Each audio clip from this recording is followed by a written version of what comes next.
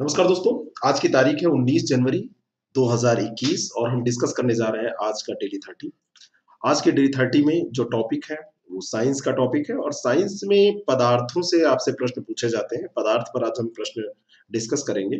इस चैप्टर का कुछ नेचर ऐसा होगा कि आप उसको एक टॉपिक में बांध नहीं सकते हैं, लेकिन ये प्रश्न पूछे जरूर जाते हैं। जैसे पहला ही प्रश्न है कि जब कोई जहाज नदी से निकलकर सागर में प्रवेश करता है तो वो कुछ ऊपर उठ जाता है। मान लीजिए कि कोई जहाज है और वो पहले नदी, यहाँ पे ये बह रही थी, नदी में जा रहा था और ये फिर सागर पड़ा और सागर में जब सागर में ये पहुंचा तो ये थोड़ा सा ऊपर होकर उठकर ये चलने लगता है, थोड़ा सा अप हो जाता है। ये कथन है। मैंने कथन कारण में आपसे बताया था कि पहले आप देखिए कि दोनों सही है कि नहीं सही है। तो पहला ये सही है और दूसरा है कि सागर के जल का घनत्व नदी के जल घनत्व से अधिक होता है। तो आपको पता है कि जो सागर का जल होता है उसका घनत्व ज्यादा होता है क्योंकि वो खारा जल होता है, उसमें और भी तत्व जो है, विलायक जो तत्व है वो ज्यादा मिले होते हैं। कुल मिलाकर घनत्व बढ़ाने वाले जितने भी कारक हैं वो नदी की अपेक्षा सागर के जल में होते हैं। तो दोनों स्टेटमेंट सही है और इसी कारण से ऐसा होता है। तो कथन और कारण दोनों सही है और व्याख्या भी इसका कर रहा है, तो ए यहाँ पर आप टिक करेंगे। आप देख लेंगे किस ऑप्शन में ऐसा दिया हुआ है। तो ये इसकी व्याख्या हो गई और इस कारण से ये ऊपर उठता है। तो उसमें एक टर्म आपसे और पूछा जा सकता है कि वो कौन सा बल लगता है। तो वो बल लगता है प्लावन बल। जब समुद्र में का जो जल है उसमें जब जहाज प्रवेश करता है तो उसमें प्लावन बल ज्यादा लगने लगता है और प्लावन बल ऊपर की ओर ऐसे लगेगा तो वो उठ जाता है अपेक्षाकृत नदी से। समुद्र में जब पहुंचेगा तो नदी की अपेक्षाकृत वो ऊपर उठ जाता है। नेक्स्ट क्वेश्चन, समुद्र में नदी की अपेक्षा तैरना आसान होता है क्योंकि, वही कारण है क्योंकि उसका घनत्व अधिक होता है और अधिक होने के कारण वो आपको ऊपर उठाए रखने में मदद करता है। तो चार ऑप्शन यहाँ पर दिया है। समुद्र का जल गहरा होता है, भारी होता है, हल्का होता है, घनत्व अधिक होता है। तो इसका सही उत्तर हो जाएगा कि समुद्र का जल अधिक होता है। बाकी व्याख्या वैसी ही जैसे जहाज पे, भाई कोई भी ऑब्जेक्ट जल के लिए ऑब्जेक्ट है, वो चाहे जहाज है, चाहे आप है, चाहे कुछ भी उस पर डाल दीजिए। जल को ये नहीं पता होता है कि वो जहाज आ रहा है तो उसको ऊपर उठाना है और इंसान तैर रहा है तो उसके साथ क्या करना है। ऑब्जेक्ट ऑब्जेक्ट है, तो चाहे वो जल हो चाहे इंसान हो कुछ भी हो, ऐसा ही होता है। अगला जो प्रश्न है, पानी के 4 डिग्री सेंटीग्रेड पर शरीर तैरता है। शरीर जो है 4 डिग्री सेंटीग्रेड पर तैरता है और यदि तापमान 100 डिग्री सेंटीग्रेड हो जाए तो क्या होगा। शरीर डूबेगा, कोई परिवर्तन नहीं होगा, या कुछ अधिक भाग पानी में डूबेगा। ये ऑप्शन आपके सामने है, या अधिक आसानी से तैरेगा। यहां पर जो बात पूछी जा रही है वो टेम्परेचर पे पूछी जा रही है, वो बात तापमान पे पूछी जा रही है। तापमान यहां पर बढ़ रहा है, पहले 4 डिग्री था और अब 100 डिग्री सेंटीग्रेड कर दिया गया है। चलिए देखते हैं। जब 100 डिग्री सेंटीग्रेड हो जाएगा तो 4 डिग्री की अपेक्षा क्या होगा। 4 डिग्री सेंटीग्रेड जल के घनत्व से कम घनत्व हो जाएगा। 4 डिग्री सेंटीग्रेड पर शरीर पानी में तैरता है क्योंकि शरीर का घनत्व 4 डिग्री सेंटीग्रेड में जल के घनत्व से कम होता है। लेकिन जब 100 डिग्री तापमान हो जाएगा तो क्या होगा, घनत्व शरीर की अपेक्षा कम हो जाएगा। किसका, पानी का। 4 डिग्री सेंटीग्रेड पर उसका घनत्व ज्यादा था, लेकिन जब 100 डिग्री सेंटीग्रेड हो जाएगा तो पानी का घनत्व शरीर की अपेक्षा कम हो जाएगा और जब कम हो जाएगा तो शरीर उसमें डूब जाएगा। बात समझ रहे हैं। जिसका घनत्व ज्यादा होगा वो तैराएगा और जिसका घनत्व कम होगा वो तैरेगा। अब अपेक्षाकृत दोनों में अगर जल का घनत्व कम हो जाएगा तो शरीर डूब जाएगा। ऐसे इसको समझकर दिमाग में कंसेप्ट बैठा लीजिए। अगला प्रश्न है, पानी के एक गिलास में एक बर्फ का टुकड़ा तैर रहा है। पानी का एक गिलास है और इस गिलास में पानी भरा हुआ है, यहाँ तक पानी ये भरा हुआ है और इसमें एक बर्फ का टुकड़ा है जो कि तैर रहा है। ये बर्फ का टुकड़ा है। जब बर्फ पिघलती है तो पानी के स्तर पर क्या प्रभाव पड़ेगा। अब ये बर्फ है, ये इसी के अंदर पड़ी हुई है। अब जब ये पिघलेगी तो इसके घनत्व पर क्या प्रभाव पड़ेगा। क्या पूछा जा रहा है, घनत्व पर नहीं, पानी के स्तर पर क्या प्रभाव पड़ेगा। घनत्व से थोड़ा बाहर निकलिए, स्तर पर, यानी कि जो वाटर लेवल है ये ऊपर बढ़ेगा या घट जाएगा। सोचिए, यहाँ पर ये बर्फ जो है ये भी पानी का एक रूप होती है और जब बर्फ पिघलने लगेगी तो ये पानी बन जाएगी। इस रूप में हम देखें तो उसका स्तर बढ़ जाना चाहिए कि पानी बढ़ गया, लेकिन आप ये मत भूलिए कि वो उसी के अंदर थी। जो भी पानी था उसी के अंदर ये बर्फ थी और बर्फ जब पिघलेगी तो इसी के अंदर पहले से थी, तो जितना उसका पहले से जल था वो उसमें विद्यमान था, इसलिए उतना ही स्थान घेरेगी, तो आयतन में कोई परिवर्तन नहीं होगा।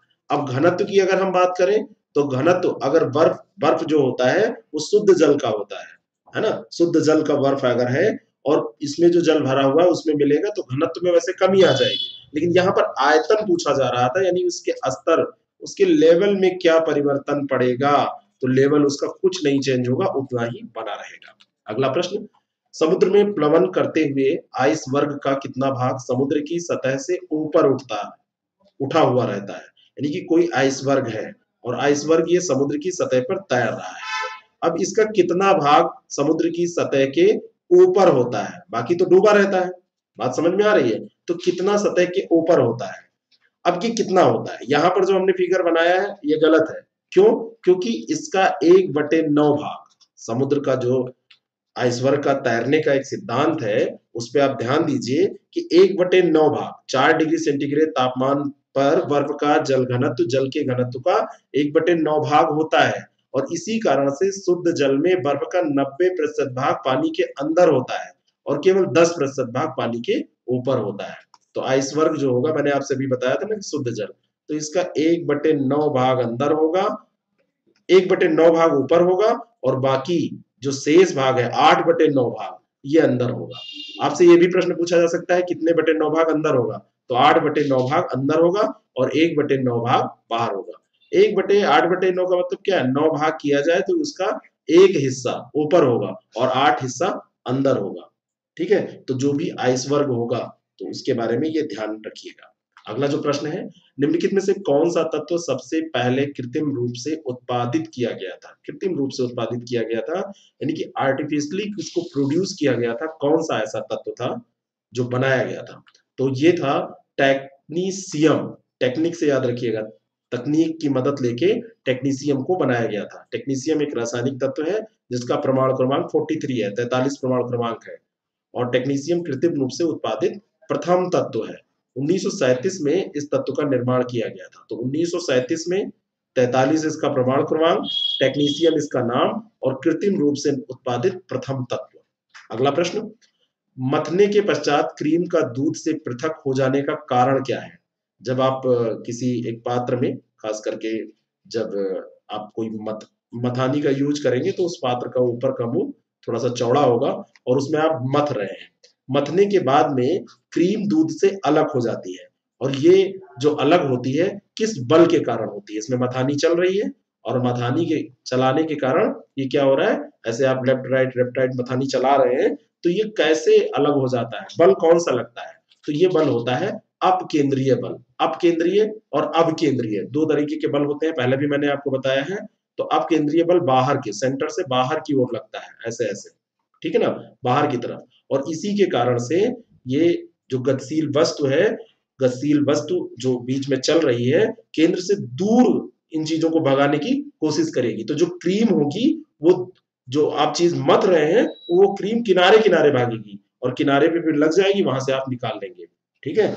ये ऐसा आभासी बल होता है जो अवकेंद्रीय बल के समान होता है, लेकिन अवकेंद्रीय बल से विपरीत दिशा में, अवकेंद्रीय बल सेंटर की तरफ, अभिकेंद्रीय यानी कि केंद्र की ओर, और अपकेंद्रीय यानी केंद्र से दूर बाहर की ओर, तो केंद्र से बाहर की ओर जो बल लगता है वो क्रीम को सेपरेट करता है। तो क्रीम सेपरेटर या सेंट्रीफ्यूगल ड्रायर ये अपकेंद्रीय बल के सिद्धांत पर कार्य करते हैं, ये भी प्रश्न आपसे अलग से पूछा जाता है, तो ये ध्यान रखिएगा। अगला प्रश्न, जब कुएं में पानी की बाल्टी को ऊपर खींचते हैं तो हमें महसूस होता है कि बाल्टी पानी की सतह के ऊपर क्या हो गई, भारी हो गई या हल्की हो गई या स्थिरता खो बैठी या द्रव्यमान में वृद्धि हुई है बाहर आके उसके, तो द्रव्यमान में क्यों वृद्धि होगी, द्रव्यमान में तो वृद्धि होगी नहीं, जो भी परिवर्तन होगा वो भार में होगा, क्योंकि W बराबर होता है mg और द्रव्यमान m है, m तो जितना भरा हुआ है वही है, और जब इसमें गुरुत्वाकर्षण बल लगेगा या इसमें कोई बल काम कर रहा था वो हटेगा, तो हल्की भारी ये होगी। अब जब कुएं से बाहर बाल्टी ऊपर खींची जाएगी, तो पानी की बाल्टी को जब ऊपर खींचेंगे तो क्या महसूस होगा, ये महसूस होगा कि पानी की सतह के ऊपर ये भारी हो गई। आर्किमिडीज महोदय ने सिद्धांत दिया था, प्लवन का सिद्धांत, उन्होंने कहा था कि किसी भी वस्तु का भार पानी में कम तथा पानी की सतह के ऊपर अधिक प्रतीत होता है। जब तक वो पानी में रहेगी तब तक उसपे एक बल लगा करेगा तो वो कम लगेगी, लेकिन जब सतह के ऊपर वो आएगी तो वो अधिक प्रतीत होगा, क्योंकि वो बल लगना बंद हो जाएगा। ये पानी भरा हुआ था और इस पे आप, ये बाल्टी यहाँ थी, लेकिन जब आपने ऊपर खींच लिया तो ये जो सतह पे पानी वाला बल लग रहा था ये खत्म हो गया, तो आपको ज्यादा ताकत से खींचना पड़ेगा। जिन्होंने कुएं से पानी भरा होगा उनको ये पता होगा। अगला प्रश्न, एक सुई पानी में डूब जाती है जबकि लोहे से बना जहाज पानी पर तैरता है, ऐसा क्यों होता है? सुई की नोक नुकीली होती है, जहाज सपाट होता है, जहाज एक शक्तिशाली ईंधन द्वारा चलाया जाता है। देखिए कभी कभी ये ऐसे विकल्प दिए जाते हैं जो मतलब पढ़ के हंसी आती है। अब यहाँ पर देखिए डी विकल्प दिया है कि सुई का आपेक्षिक घनत्व उसके द्वारा हटाए हुए पानी के आपेक्षिक घनत्व से अधिक होता है, इसी कारण से सुई क्या होती है, डूब जाती है। लेकिन जो जहाज होता है, जहाज नहीं डूबता, क्योंकि किसी वस्तु का आपेक्षिक घनत्व उस वस्तु के भार तथा उस वस्तु द्वारा हटाए गए जल के भार के अनुपात को प्रदर्शित करता है, और शुद्ध जल का आपेक्षिक घनत्व एक होता है। तो जो भी वस्तुएं जिनका आपेक्षिक घनत्व एक से कम होगा वो तैरेंगी, लेकिन जिनका अपेक्षित घनत्व एक से अधिक होगा वो डूब जाएंगी। तो सुई के जो नोक है वो इतना, या सुई की जो मोटाई है वो इतना जगह नहीं घेर पाती, उतना अपेक्षित घनत्व उसका वो कवर नहीं कर पाती, हटाया गया जल का भार घनत्व उतना नहीं होता है कि वो तैर सके, तो वो डूब जाती है। जबकि जहाज ये चौड़ा होता है उसका नीचे का हिस्सा, तो वो तैरता रहता है। अगला जो प्रश्न है, लोहे की कील पानी पर तैरती है जबकि वो लोहे की कील पारे पर तैरती है जबकि वो पानी में डूब जाती है, ऐसा भी प्रश्न आपसे पूछा जाता है। अब यहाँ पे कील वही है, अभी तक पानी वही था और कील और जहाज दो अलग अलग ऑब्जेक्ट थे, चेंज हो रहे थे, लेकिन अब कील वही है। और यहाँ पर एक जगह पहले उसको पानी में तैराया, पारे में तैराया जा रहा है, फिर दूसरी बार पानी में। तो लोहे की कील पानी में तो डूब चुकी है, पहले भी आपने अभी देखा है पिछले प्रश्न में, लेकिन पारे में तैर रही है, क्योंकि लोहे की पारे से रासायनिक क्रिया की प्रवृत्ति पानी की तुलना में कम होती है, गलत है। लोहे का भार पानी से अधिक है तथा पारे से कम है, ये भी गलत है। लोहे का घनत्व पानी से अधिक है तथा पारे से कम है। तो मैंने बताया ना कि घनत्व के कारण ऐसा होता है, तो लोहे का घनत्व पानी से अधिक है तथा पारे से कम है, तो पारे से अगर कम है तो उस पे वो तैरती रहेगी, क्योंकि आपेक्षिक घनत्व की बात यहाँ पर होगी। तो लोहे का घनत्व पानी से अधिक और पारे से कम है। रिलेटिव डेंसिटी जो आपेक्षिक घनत्व आप निकालेंगे उसी पर ये डिपेंड करेगा। अगला जो प्रश्न है, किस ताप पर पानी का घनत्व अधिकतम होता है? कौन सा ऐसा टेम्परेचर है जो कि घनत्व को सबसे अधिक रखता है, कितने डिग्री सेंटीग्रेड पर? और पानी का घनत्व सबसे ज्यादा होता है 4 डिग्री सेंटीग्रेड पर। अधिकांशतः जो द्रव होते हैं वो द्रव अगर उनको हम गर्म करेंगे तो गर्म करने पर उनके आयतन में वृद्धि हो जाती है, कोई भी द्रव आप गर्म करेंगे तो उसके आयतन में वृद्धि हो जाएगी, लेकिन घनत्व जो है वो कम हो जाता है। लेकिन पानी का व्यवहार 0 डिग्री सेंटीग्रेड से 4 डिग्री सेंटीग्रेड के बीच में ठीक इसका उल्टा होता है। नॉर्मल सिद्धांत तो ये है, नॉर्मली ऐसा होता है कि द्रव को गर्म करने पर उसके आयतन में वृद्धि होती है और घनत्व कम हो जाता है, लेकिन पानी के साथ ऐसा है कि 0 से 4 डिग्री के बीच में अगर उसको गर्म करेंगे तो आयतन में उसके कमी होती है पहले, और घनत्व में उसकी वृद्धि होती है, उल्टा होता है, ठीक उल्टा अन्य द्रव की अपेक्षा। यदि किसी पात्र में 0 डिग्री से पानी को लेकर गर्म किया जाए तो 0 डिग्री से 4 डिग्री सेंटीग्रेड में उसके आयतन में क्या होगी, कमी हो जाएगी और उसका घनत्व बढ़ता रहेगा। लेकिन 4 डिग्री सेंटीग्रेड पे के ऊपर अगर हम करेंगे तो क्या होगा, इसकी उल्टा क्रिया होगी। तब क्या होगा, तब ऐसा होगा आयतन फिर उसका बढ़ने लगेगा और घनत्व फिर घटने लगेगा। तो 4 डिग्री ऐसी एक मतलब टेम्परेचर, ऐसा टेम्परेचर है 4 डिग्री, आप नियत ये मान लीजिए कि 4 डिग्री सेंटीग्रेड पर पानी का आयतन न्यूनतम और घनत्व अधिकतम होता है। अब इसको रट लीजिए, 4 डिग्री सेंटीग्रेड पर पानी का आयतन न्यूनतम और घनत्व अधिकतम होता है। चलिए अगले प्रश्न पे चलते हैं। वस्तु की मात्रा बदलने पर अपरिवर्तित रहेगा क्या? इस प्रश्न पे बहुत बार विवाद हो चुका है। अगर कोई वस्तु है और उसकी मात्रा आप बदल दे रहे हैं तो मात्रा बदलने पर वस्तु में किस चीज में परिवर्तन नहीं होगा, और वो है उसका घनत्व। वस्तु का घनत्व उसके द्रव्यमान तथा आयतन के अनुपात पर निर्भर करता है, ठीक है। और यहां पर ये कह रहे हैं कि उसकी वस्तु की मात्रा बदल दी, ठीक है। तो मात्रा आप बदल रहे हैं, लेकिन वस्तु का जो घनत्व है वो निर्भर किस पे कर रहा है, उसके द्रव्यमान और आयतन पर निर्भर कर रहा है, ठीक है। तो आप इसको बदल देंगे तब भी उसका घनत्व चेंज नहीं होगा। तो ये इसका फार्मूला है, आप इसको देख सकते हैं, घनत्व बराबर द्रव्यमान बटे आयतन, तो घनत्व उसका चेंज नहीं होगा, ये ध्यान रखिएगा। D बराबर m/v होता है, जहां पर D घनत्व है, m द्रव्यमान है और v आयतन है। अगला जो प्रश्न है, बर्फ जमी झील के अंदर मछलियां जीवित रहती हैं। तो बर्फ जमी झील कोई है और उसमें मछलियां जीवित रहती हैं, ऐसा कैसे हो पाता है? जबकि मछलियों की जीने के लिए पानी चाहिए। इसलिए हो पाता है क्योंकि झील की तली पर जो जल है वो नहीं जमता है। झील की तली पर जल नहीं जमता। ऊपर से आपको तो लग रहा है कि जल पूरा ये जमा हुआ है, ये बर्फ पूरा है, लेकिन जब उसकी तली पर जाएंगे तो वो नहीं जमेगा। शीतकाल में झील की ऊपरी परत का जो 0 डिग्री सेंटीग्रेड तक का ठंडा होने का वो पाया जाता है, ये गुण है, उसकी विशेषता है। इस कारण से वो बर्फ ऊपर तो जम जाती है, लेकिन जब नीचे जाएंगे तो 4 डिग्री सेंटीग्रेड पर द्रव अवस्था में झील पाई जाएगी और इसी द्रव अवस्था में पाए जाने के कारण वहां पे मछलियां झील तालाबों में रह पाती हैं। 4 डिग्री सेंटीग्रेड पर पानी वहां पे बना रहता है और पानी चाहिए तो उनको पानी मिल रहा है तो वो रह रही है, ऊपर से बर्फ आपको दिख रहा है। अगला जो प्रश्न है, निम्न में से कौन सा पेट्रोलियम परिष्करण का उपोत्पाद है, यानी कि बाय प्रोडक्ट कौन सा है? पेट्रोलियम जब परिष्करण करते हैं तो उसमें पेट्रोलियम रिफाइनिंग में बाय प्रोडक्ट कौन सा है, उपोत्पाद कौन सा है? वास्तव में इसकी जब रिफाइनिंग की जाती है तो इसके लिए नहीं की जाती है, लेकिन उसमें से एस्फाल्ट निकलता है और एस्फाल्ट जो होता है ये अपरिष्कृत पेट्रोलियम का जब निरंतर प्रभाजी आसवन किया जाता है, औद्योगिक उपयोग के लिए जब विभिन्न उत्पाद उससे प्राप्त किए जाते हैं, जैसे प्लास्टिक भी पेट्रोलियम से निकलता है, डीजल, पेट्रोल, केरोसिन, ये सब आप जानते ही हैं। तो उसमें एस्फाल्ट पेट्रोलियम का परिशोधन करने के दौरान उत्पन्न होता है, तो ये बाय प्रोडक्ट माना जाता है। नेक्स्ट क्वेश्चन, बैरोमीटर पठन में अचानक गिरावट हो जाने से निम्नलिखित में से कौन सी एक मौसम दशा इंगित होती है? कौन सी मौसमी दशा है जो अचानक बैरोमीटर में अगर गिरावट हो तो होती है? तो ये होता है तूफानी मौसम। वायुदाब मापी या बैरोमीटर, हिंदी में इसको वायुदाब मापी कहते हैं और अंग्रेजी में इसको बैरोमीटर कहते हैं। अगर इसकी रीडिंग आप देख रहे हैं और इसकी रीडिंग में अचानक क्या हो गया, गिरावट हो गया, तो ये बता रहा है कि मौसम जो है वो तूफानी होने वाला है। मौसम जो है वो तूफानी होने वाला है, ये ध्यान रखिएगा। तो कभी भी ऐसा आप देखिए तो अपनी व्यवस्था करिए कि अब क्या करना है तूफान से बचने के लिए, खास करके जब आप घूमने गए हो। ऑटोमोबाइल्स के हाइड्रोलिक ब्रेक के कार्य करने का सिद्धांत क्या होता है? हाइड्रोलिक ब्रेक ब्रेक जितनी भी आती है, अब देखिए पावर ब्रेक की बात होती है, तो हाइड्रोलिक ब्रेक के कार्य करने का सिद्धांत क्या होता है? आर्किमिडीज, न्यूटन, बर्नौली, पास्कल, किसके सिद्धांत पर ये कार्य करती है?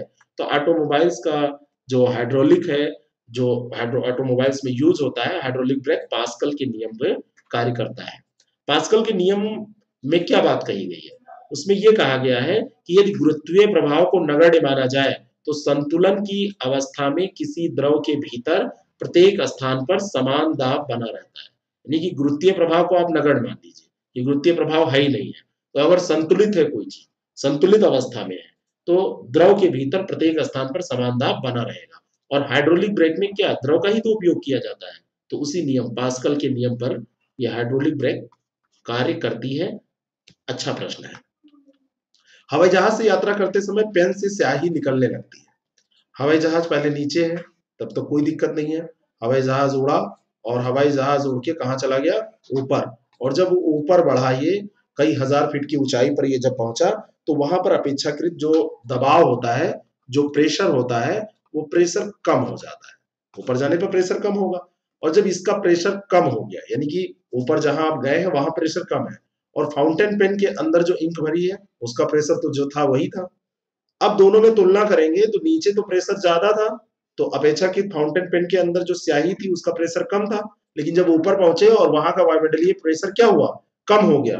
तो अंदर की जो इंक थी उसने अपने ज्यादा प्रेशर के कारण बाहर निकलना चालू कर दिया। तो वायुमंडल में जो वायुदाब होता है उसी पर तो ये चीजें निर्भर करती हैं। तो वायुदाब में कमी होने के कारण ऐसा होता है। वायुदाब में कमी हो जाएगा, जहां प्लेन जब ऊपर पहुंचेगा तो वायुदाब में कमी होने के कारण ऐसा होगा कि इंक फेंक देगी जो इंक वाली पेन होगी। अगला जो प्रश्न है, ताप बढ़ने के साथ द्रव की श्यानता में क्या परिवर्तन होता है? ये सीधा सा फार्मूला है, अगर टेम्परेचर बढ़ता है तो जो विस्कोसिटी होती है वो क्या होती है? वो घट जाती है। आप देखे होंगे कि कोई भी गाढ़ी चीज कढ़ाई में आप चढ़ा दीजिए और स्टोव जला दीजिए, नीचे स्टोव जलाकर उसको चढ़ा दीजिए। कई बार लोग कहते हैं बैठा दीजिए, कई बार पूरब के लोग कहते हैं कि चावल बैठा दो। तो चावल बैठाया चढ़ाया जो भी आप करिए, तो जो भी गाढ़ा द्रव होगा जब उसको गर्म करेंगे तो धीरे धीरे क्या होगा, वो थोड़ा सा गाढ़ापन उसका कम हो जाएगा, वो फीका मतलब कम गाढ़ा हो जाएगा। और जो श्यानता है, विस्कोसिटी है, वो क्या है, वो गाढ़ापन ही तो है। तो जो टेम्परेचर ताप बढ़ेगा तो उसकी जो श्यानता है वो घट जाती है। कोई भी चीज आप प्रैक्टिकली सोचिए जो आसपास आप देखते हैं, ठीक है, तो श्यानता जो है वो घट जाती है। द्रव का वह गुण जिसके कारण द्रव अपनी भिन्न भिन्न परतों में होने वाली सापेक्ष गति का विरोध करता है, परिभाषा आप करेंगे तो ऐसा मिलेगा, उसको श्यानता कहते हैं। यानी कि परत परत में ये श्यानता है, विस्कोसिटी है ना, कितना ज्यादा गाढ़ापन है, तो द्रव की श्यानता ताप बढ़ाने पे घट जाती है। जून माह में सीरा जनवरी माह की तुलना में कम श्यान होता है, क्योंकि ठंडक होने के कारण वो जम जाता है, ज्यादा उसमें श्यानता आ जाती है। अगला जो प्रश्न है, एक केस नली में जल की अपेक्षा एक तरल अधिक ऊंचाई तक चढ़ता है, तो इसका कारण क्या है। कोई केस नली है और केस नली में जल की अपेक्षा एक तरल अधिक ऊंचाई तक चढ़ रहा है, तो इसका कारण क्या हो जाएगा। जल की अपेक्षा अधिक श्यान है कि कम श्यान है, भाई इतना ही आपको बताना है। या पृष्ठ तनाव, क्या कारण है इसका, पृष्ठ तनाव कारण है या श्यानता कारण है। तो सबसे पहले तो आप ये देखिए कि इसका कारण होता है पृष्ठ तनाव, श्यानता से इसका कोई मतलब नहीं है। कि इस नली में तरल अपने पृष्ठ तनाव के अनुपात में चढ़ता है, जिस तरल का पृष्ठ तनाव जितना ज्यादा होगा वो ज्यादा ऊंचाई तक चढ़ेगा। पृष्ठ तनाव, सरफेस टेंशन अंग्रेजी में इसको बोलते हैं, सरफेस टेंशन। तो सरफेस टेंशन जिसका जितना ज्यादा होगा वो उतनी ज्यादा ऊंचाई तक चढ़ेगा। अभी केस नली है, अगर सरफेस टेंशन कोई द्रव डाल रहे हैं और उसका सरफेस टेंशन ज्यादा है तो वो ज्यादा ऊपर तक जाएगा, कम है तो नीचे ही रह जाएगा अपेक्षाकृत। तो ये ध्यान रखिएगा, पृष्ठ तनाव से संबंधित ये प्रश्न है। और अंतिम प्रश्न है आज के इस चैप्टर का, फिर हम करंट अफेयर को डिस्कस करेंगे। साबुन के बुलबुले के अंदर का दाब क्या होता है, वायुमंडलीय दाब से अधिक होता है कि कम होता है कि बराबर होता है या आधा होता है। साबुन का बुलबुला ऐसे निकला, छोटे बड़े ऐसे कई बुलबुले निकले और क्या होते हैं, फूट जाते हैं। कि पिछले साल एक बुलबुला निकला था अभी तक आपके बाथरूम में बैठा हुआ है, ऐसा तो नहीं है ना। अब जब फूट रहा है तो जाहिर सी बात है अंदर ज्यादा ताकत लग रही है, और अंदर ज्यादा ताकत लग रही है यानी कि इसके वायुमंडलीय दाब से अधिक दाब इसके अंदर है, ठीक है, तो वायुमंडलीय दाब से अधिक दाब होता है। देखिए सब सीधे कॉन्सेप्ट के प्रश्न है। साबुन के घोल में जो बुलबुला निकलता है तो वो बड़ा होता जाता है, आप देखते हैं पहले छोटा सा निकल रहा है और धीरे धीरे ये बड़ा होता चला गया, ऐसा बढ़ रहा है, यानी कि अंदर से दाब लग रहा है। और एक समय के बाद में जब इसकी परत बहुत हल्की हो जाएगी तो ये फूट जाएगा, फट जाएगा। तो ये जो फटता है इससे सिद्ध होता है कि इसके अंदर का जो वायुमंडलीय दाब की अपेक्षा दाब है वो अंदर का दाब ज्यादा है, ध्यान रखिएगा। चलिए अब करंट अफेयर के प्रश्नों को देखते हैं। पहला प्रश्न है, the making of Aadhaar, what's largest identity platform. The making of Aadhaar, world's largest identity platform. दुनिया का सबसे बड़ा आइडेंटिटी का अगर कोई दस्तावेज है तो वो आधार है, ये आपको पता है। और ये एक पुस्तक लिखी गई है। इस पुस्तक के लेखक कौन है, और इस पुस्तक के लेखक हैं राम सेवक Sharma. Unique identification development authority of India के पहले महानिदेशक रहे हैं राम सेवक शर्मा। एक प्रश्न ये भी है, और इन्होंने ये पुस्तक लिखी है। इस पुस्तक में आधार प्रणाली के कानूनी, शासन और सामाजिक जो पहलू हैं उन पर तकनीकी विवरण भी इन्होंने शामिल किया है और इसके बारे में बताया है। तो ये पुस्तक सबको पढ़नी चाहिए। अगला जो प्रश्न है, किस केंद्रीय मंत्रालय ने शासन में पारदर्शिता ट्रांसपेरेंसी इन गवर्नेंस श्रेणी के तहत स्कॉच चैलेंजर पुरस्कार जीता। कौन सा केंद्रीय मंत्रालय है जिसने शासन में पारदर्शिता श्रेणी में स्कॉच चैलेंजर पुरस्कार जीता है, और ये मंत्रालय है पंचायती राज मंत्रालय। इसने पारदर्शिता की श्रेणी में जीता है। और ये survey of villages and mapping with improvised technology in village areas, E Gram Swaraj, मैसन सॉफ्ट, ऑडिट ऑनलाइन और सर्विस प्लस, ये सब योजनाएं मंत्रालय के द्वारा चलाई गई थी और उसी के कारण ये पुरस्कार वो जीत पाया है शासन में पारदर्शिता श्रेणी में। ठीक है, तो ये पंचायती राज मंत्रालय की योजनाएं हैं। इन योजनाओं पर भी एक आप नजर रखिए, कभी भी आपसे पूछा जा सकता है। भारत का पहला श्रम आंदोलन संग्रहालय किस राज्य या केंद्र शासित प्रदेश में लॉन्च किया गया। Labour movement museum. अभी तक ऐसा श्रम आंदोलन संग्रहालय या म्यूजियम जो लेबर से रिलेटेड था कहीं नहीं था, और अभी हाल में इसको लॉन्च किया गया है केरल में। House boat tourism hub Alappuzha आप जब जाएंगे तो वहां पर हाउस बोट होती है, हाउस बोट में लोग रुकते हैं, तो एलएपी भी इसको बोलते हैं। तो अल्लापूजा में भारत का पहला ये लेबर मूवमेंट संग्रहालय लॉन्च किया गया है, और ये संग्रहालय विश्व श्रम आंदोलन के महत्वपूर्ण दस्तावेजों और केरल के श्रमिक आंदोलन के इतिहास को प्रदर्शित करेगा। और ये जो पूरी ये बनाया गया है म्यूजियम, इस पूरे प्रोजेक्ट की लागत लगभग 10 करोड़ रुपए है। 9.95 करोड़ रुपीस इसकी लागत है। तो ये याद रखिएगा, अलेप्पी या अल्लापूजा में है, अलेप्पी या अल्लापूजा में है, ठीक है। और अलेप्पी कहाँ है? केरल में। स्टेट पूछा जाए तो केरल आप टिक करेंगे। अगला प्रश्न, सक्षम नामक अभियान शुरू किया गया है, किसके द्वारा शुरू किया गया है और ये अभियान क्या है?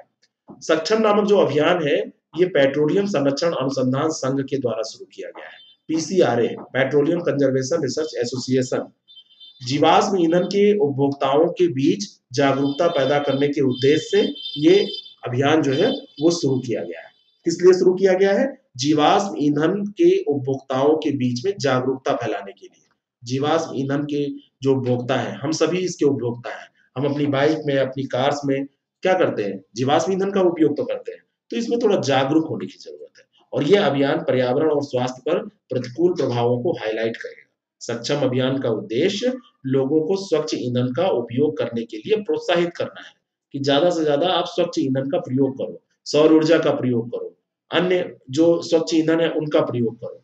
और ये अभियान विभिन्न कार्यशालाओं जैसे किसान कार्यशाला, सेमिनार, साइक्लोथॉन, चित्रकला प्रतियोगिता, सीएनजी वाहन प्रतियोगिता, ये सब चलाकर क्या करेगा? लोगों के बीच में अवेयरनेस फैलाएगा। तो ये सक्षम अभियान, ये बहुत मोस्ट इंपॉर्टेंट क्वेश्चन है। 2 4 5 स्टार जितना लगाना हो इसमें लगा लीजिए। किस पेट्रोलियम संरक्षण अनुसंधान संघ के द्वारा, किसके द्वारा? पेट्रोलियम संरक्षण अनुसंधान संघ के द्वारा इसको जारी किया गया है, शुरू किया गया है। अगला प्रश्न है, हाल ही में पुरातत्वविदों ने इंडोनेशिया में विश्व की सबसे पुरानी गुफा कला की खोज की। कहां पर? इंडोनेशिया में। और दूसरा स्टेटमेंट है, यह गुफा चित्रकारी कम से कम 45,500 वर्ष पुरानी है। थोड़ा नहीं, 45,500 वर्ष पुरानी। क्या इंडोनेशिया में ये खोजी गई है? दोनों बातें यहाँ पर सही है। ये जो चित्र है, ये इंडोनेशिया के सुलावेसी द्वीप पर है। अब जो सुलावेसी द्वीप है कहां पर है? इंडोनेशिया में। इसको भी आपको ध्यान रखना है, कई बार ये प्रश्न पूछ लिए जाते हैं। आप मैप में देखेंगे तो ये इंडोनेशिया, देखिए यहाँ पर ये कई द्वीपों से मिलकर बना हुआ है। सुमात्रा है, जावा है, जो इसकी राजधानी जकार्ता है ये जावा पर है, कालीमंतन है, ऐसे ही देखिए सुलावेसी है, और यहीं पर, ठीक है, ये खोजा गया है, ये पुरातत्वविदों ने यहीं पर इसकी खोज की है। तो सुलावेसी द्वीप पर एक सुदूर घाटी में लियोंग टेडांगे गुफा है, वहीं पर ये चित्र पाया गया है। और ये माना जा रहा है कि ये चित्रकारी 45,500 वर्ष पुरानी है। लाल गेरुए रंग से की गई ये चित्रकारी है। कल हम सैंधो सभ्यता के बारे में बात कर रहे थे और कलर की बात आई थी कि किस कलर का प्रयोग वहां पर किया जाता था, तो उसमें भी लाल रंग आया था। और इसमें एक जंगली सुअर को छोटी सी शिखा और आंखों के सामने सींग हृदय से आकृति के साथ दर्शाया गया है, ठीक है ना। एक जंगली सुअर ऐसे बनाया गया होगा और उसमें एक सींग ऐसे लगा दी गई होगी, इस तरीके का बनाया गया है।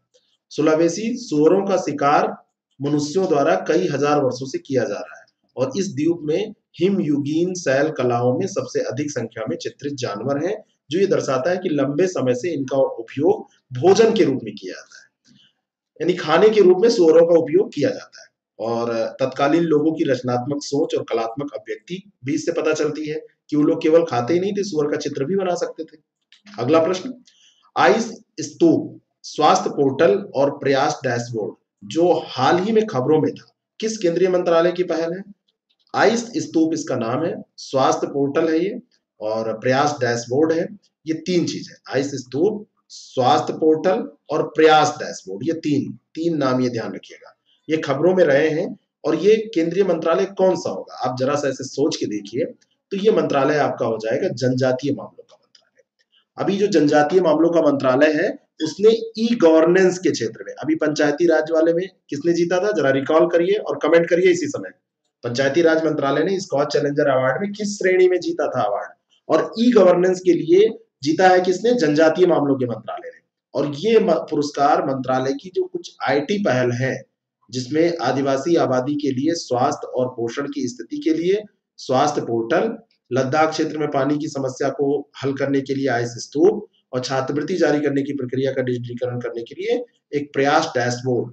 अब वैसे आप एक झटके में आप अगर आपसे पूछा जाता और स्वास्थ्य मंत्रालय दिया होता तो आप तुरंत उसको टिक कर देते, लेकिन ये जनजातीय मामलों के मंत्रालय की ये सब पहले हैं और इन्हीं पहलों के कारण जनजातीय मामले के मंत्रालय को ई गवर्नेंस के लिए स्कॉच चैलेंजर अवार्ड में सम्मानित किया गया है।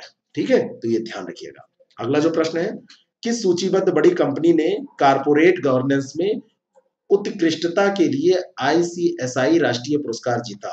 किसमें? कारपोरेट गवर्नेंस में उत्कृष्टता के लिए। तो कौन सी ये कंपनी है? टाटा है कि रिलायंस है कि आईटीसी है? कौन सी कंपनी है? और ये कंपनी है आईटीसी।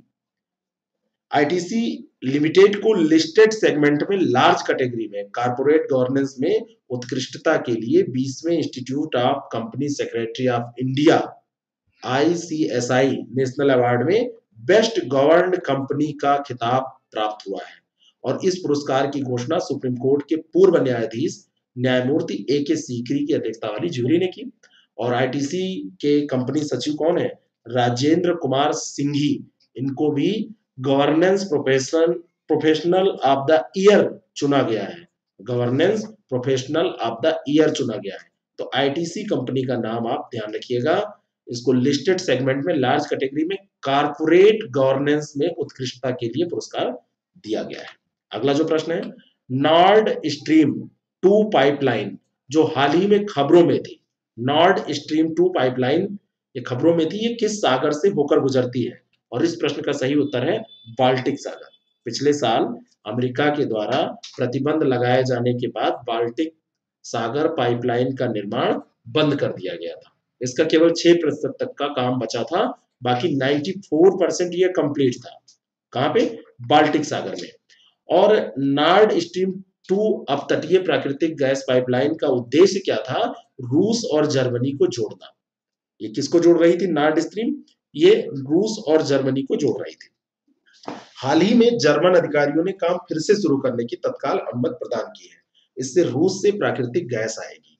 तो 2-3 बातें जो आपको ध्यान में रखनी है, ये रूस और जर्मनी को जोड़ने का काम कर रहा था, इसको बंद कर दिया गया था, केवल 6% काम बचा था और अब फिर से जर्मन अधिकारियों ने काम शुरू कर दिया, अनुमति दे दी है और अब रूस से प्राकृतिक गैस यहाँ पर आ सकेगी। तो ये किस सागर से रिलेटेड है नॉर्ड स्ट्रीम 2?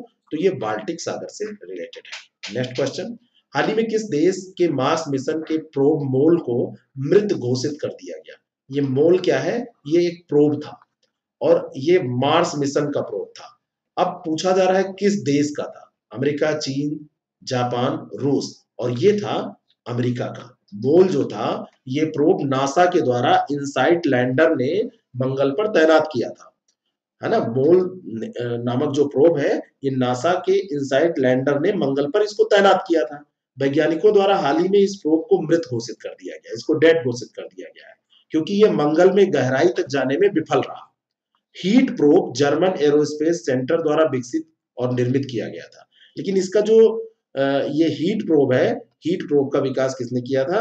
ये जर्मन एरोस्पेस सेंटर ने किया था और ये 2019 से गहरी खुदाई करके मंगल के आंतरिक तापमान का पता लगाने की कोशिश कर रहा था। इनसाइट लैंडर 2022 तक काम करना जारी रखेगा, लेकिन इसका जो प्रोब मोल था इसको क्या कर दिया गया? इसको डेड घोषित कर दिया गया। तो ये ध्यान रखिएगा। मोल किस पे था? ये नासा का एक प्रोजेक्ट था इनसाइट लैंडर, उसी पे गया था, लेकिन इसको डेड घोषित किया गया है। और नासा कहाँ की अंतरिक्ष एजेंसी है? National aerospace agency. ठीक है ना। तो ये ध्यान रखिएगा, ये अमेरिका की है।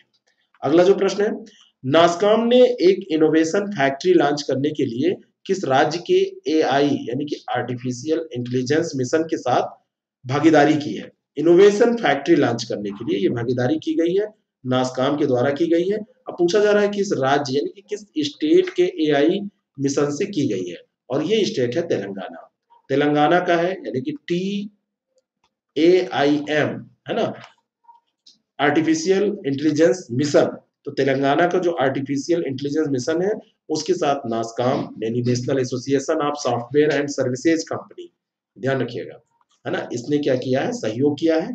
और इसका उद्देश्य है कृषि क्षेत्र में जो चुनौतियां हैं उनका समाधान करना। किसके माध्यम से? आर्टिफिशियल इंटेलिजेंस, कृत्रिम बुद्धिमत्ता के माध्यम से। समाधानों को पहचानना और उनको बढ़ावा देना। ठीक है?